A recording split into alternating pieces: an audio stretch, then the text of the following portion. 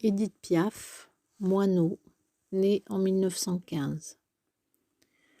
À ce qu'on raconte, toutes les employées de sa grand-mère sont allées en pèlerinage à Lisieux, prier Sainte Thérèse pour elle. Elles adorent la petite Édith, qu'elles ont vue arriver dans la maison quand elle n'avait pas 2 ans. Son père, Louis Gassion, fils de forain, l'a confiée à la patronne, sa propre mère, reconvertie dans la prostitution en Normandie.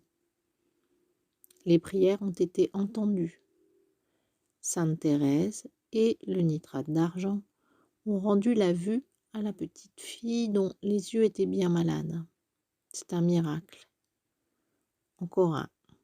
Édith a déjà survécu à l'abandon de sa mère, au biberon de vin rouge de sa grand-mère maternelle, dresseuse de puces.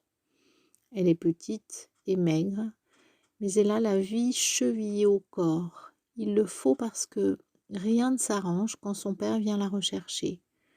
Louis fait des numéros de contorsionniste dans les rues.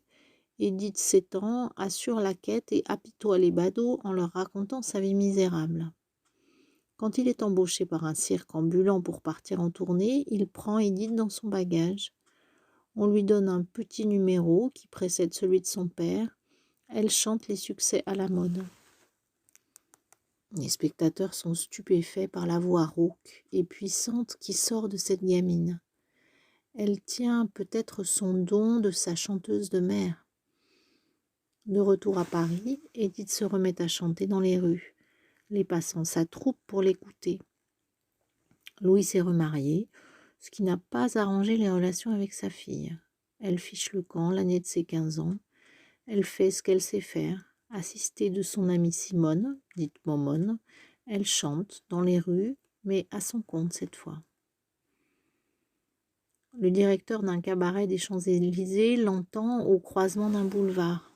Il l'engage, la surnomme la môme Piaf, moineau en argot. Le succès arrive vite, il sera international et durera jusqu'à sa mort, venu trop vite après une vie vécue à 100 à l'heure. Édith Piaf a écrit elle-même certaines de ses chansons et elle a eu du génie pour inspirer paroliers et compositeurs. Ses meilleures chansons sont devenues des classiques que nous chantons toujours aujourd'hui comme La vie en rose.